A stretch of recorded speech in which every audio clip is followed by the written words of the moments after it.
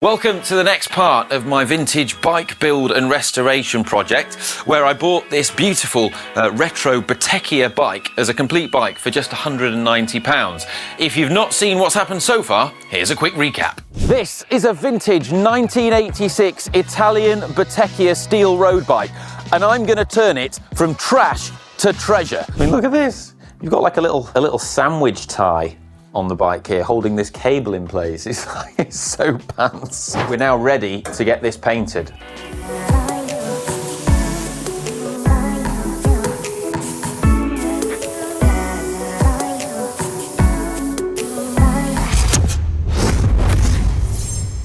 Now, I've been sourcing parts to go on this, and I've managed to get everything that I need. I've got a lot to do because I've got to clean those parts, and I've got to restore some of the bits that came with the original bike and get it all built up. But before I crack on with that, I want to address some comments that people have made about the bike so far. It's been great having so many people comment on it, and I've been learning a lot. The first thing is people saying that they wouldn't have repainted a bike like this, and it's better to keep the marks and the original paint rather than restore it in the way that I have. And well, my response to that is this is a mass-produced frame from that era, but also the paint that was applied to it back then, the paint technology was really poor. Paint technology has improved a lot, and that's not what I want to do. I don't want to keep the marks on it.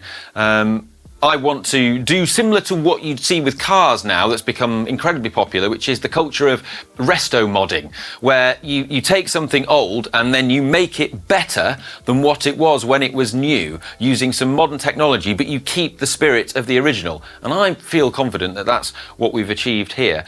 Something else, little boo-boo I made when we repainted it, we forgot to take out the dropout screws at the back. So you can see we painted them red by mistake, which...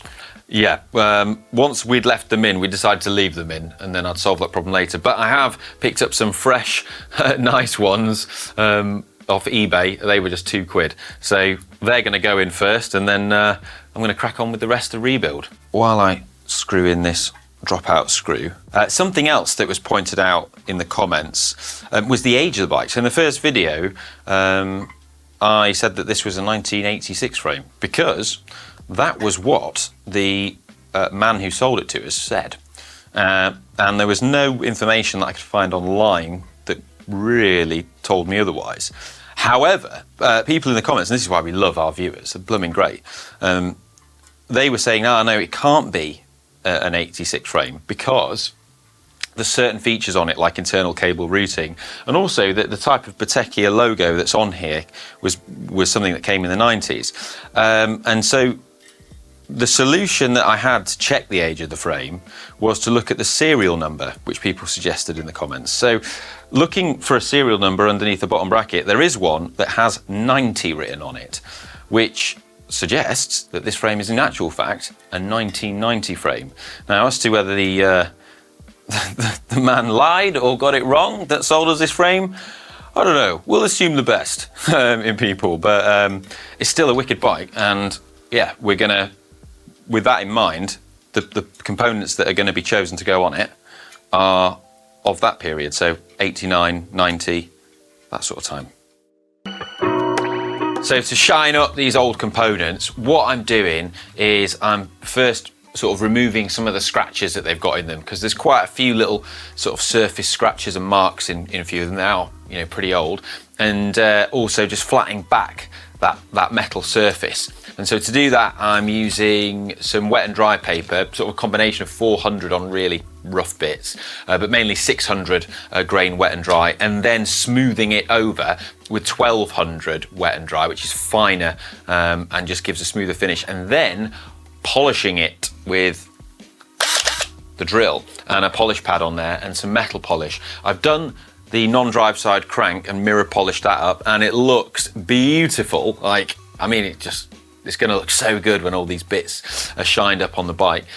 So now I'm just going to do the drive side bit and then get the cleaned chain rings back on and assemble it all together. Oh, now we're talking. Oh, this crankset is looking amazing.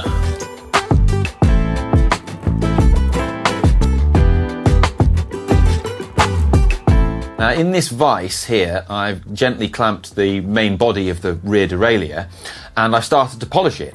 And you can see the dulled parts, which is kind of the finish as it looks on these bits, just, well, they're quite old.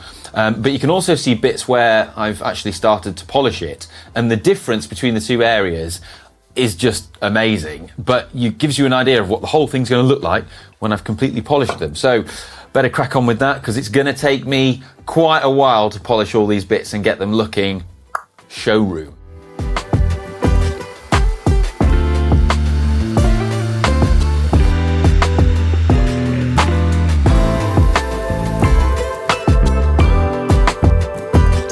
Get in there. I just need to sit here. I need to be more patient. This looks proper cool. I am loving this. The way I can sort of show you the before and after is really easy. If I flip it onto the opposite side, which is not going to be visible, so I've not been polishing that, you can see what it looks like on the other side. So look at how dull it is on that side. And then when we flip it back, see a reflection in it. Proper cool. It's going to look so nice when it's built up with everything else. A lot of work left to do though. I'm now going to start putting bits onto the bike now the bits are ready. Starting with the seat pin. We'll get that in there with this nice Campagnolo seat pin bolt, which actually came, that's one of the original parts of the bike, which is pretty cool. Bit of grease on the bottom bracket.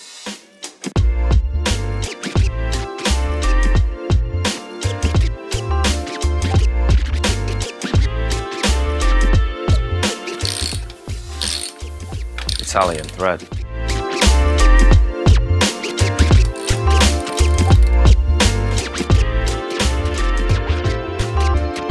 It's been a few days since I last worked on the bike. Well, it's been a few weeks actually. Had to do some travelling with work, but now I'm back ready to get everything put together and all the polished bits. So I'm really excited about that. First thing I'm going to do is the headset area and get the fork back in the bike.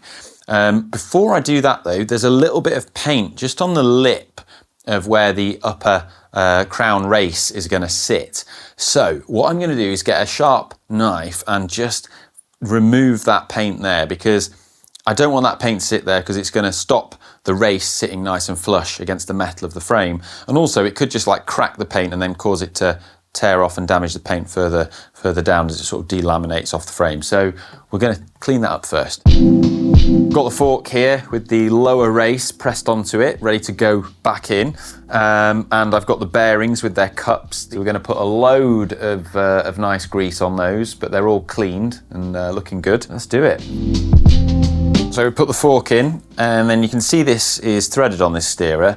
And these old, well, threaded ones like this have then the top cap, which acts as the preload on these cup and cone bearings. So quite a bit different from the bikes that I work on most of the time. So I need to get a big cone spanner on this to just get it tightened on, but with that there, it'll hold it. Going to put in the quill stem now with its expanding plug at the bottom. Bit of anti-seize on this, just to keep it a little bit greased inside of here. Get my handlebars on now. You may notice that these are still quite dirty. They've got tape residue on them. I figured, well, it would take me quite a lot of time to fully clean these back, and it's going to be a bit pointless anyway because I'm just going to bar tape over them again. So yeah, I've not, but they'll look really good when they're on. These Campagnolo chorus levers, they're pretty cool actually. So on this group set, you have the option to run the brake cables either out the top through this little port at the top, or like they're set up here with the cable coming out the back so that you can run the cables hidden under the bar tape. Get the 5mm in there to tighten the retaining bolt. No angled in shifters back in the day.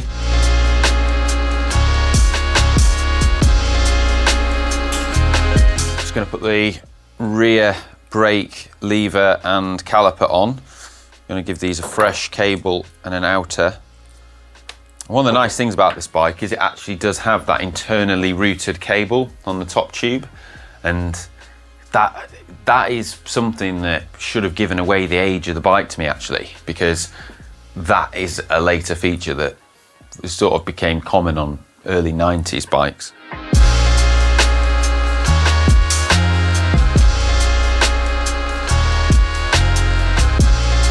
I get the saddle and assemble that back onto the seat post. What I'm going to do though is give this a bit of a clean because it's a little bit dirty. So I've got some like special spray stuff that I've got. This is just like a sort of fabric cleaner spray. So that should become quite useful, hopefully, at cleaning this up.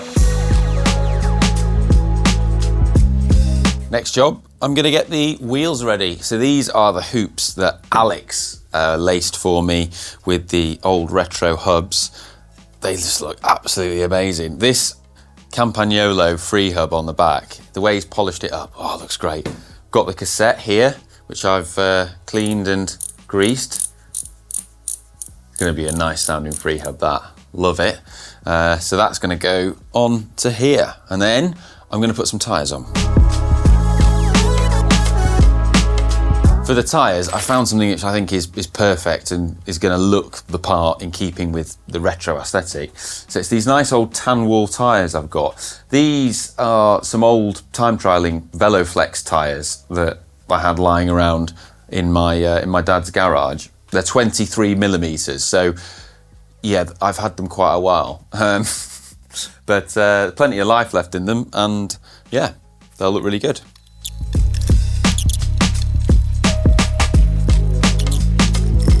Look how skinny these tyres are. Oh, it's crazy, like, you forget.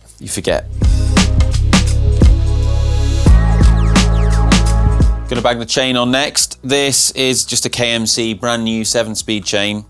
The great thing is older stuff like 7-speed stuff, 6-speed, 8-speed.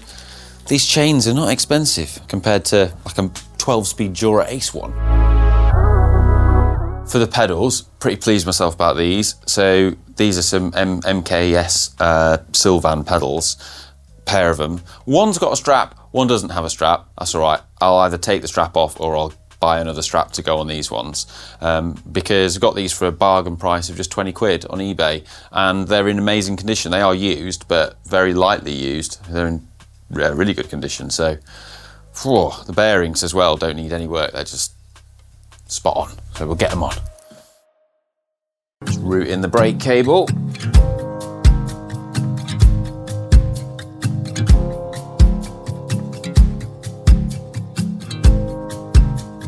Before we stick the bar tape on, let's do the gear cables.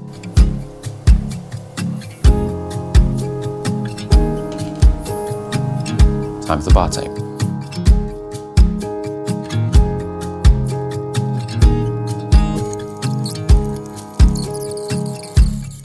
I'm pleased with how this is looking. Let's do a quick free up sound check.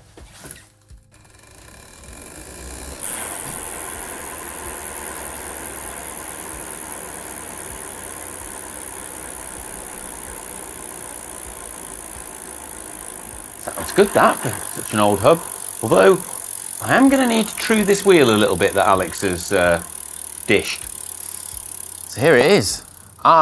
I'm absolutely delighted with how this has turned out. It's taken longer than I planned, but yeah, I mean, I think it looks absolutely amazing. And I think when you look at the before and the after, the transformation is phenomenal. I can't wait to get out and ride it. A few little tweaks that obviously have to be made. The saddle's currently pointing slightly upwards, and also the brake levers are, once I've got it out the stand, I can now see that they need to be rotated level, so I might have to redo the bar tape a bit. But yeah, absolutely love it. And I love just this whole process of turning something that was, just a 200 quid bike into, well, something that feels a lot more special than that now. Well, let us know in the comments what you think, and also where you think we should ride it. I really want to ride it somewhere cool, and well, I'd love to hear your suggestions of what you think we should do on it.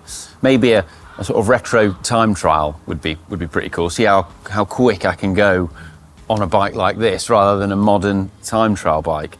But really, I'm so glad I did spend a lot of hours shining up the chain set and the derailleurs and the seat post. There's a lot of elbow grease went into it, but I think it just looks absolutely banging as soon as it's out in the sun and it's reflecting it. Anyway, hope you've enjoyed this. I'll see you again soon. Love you. Bye.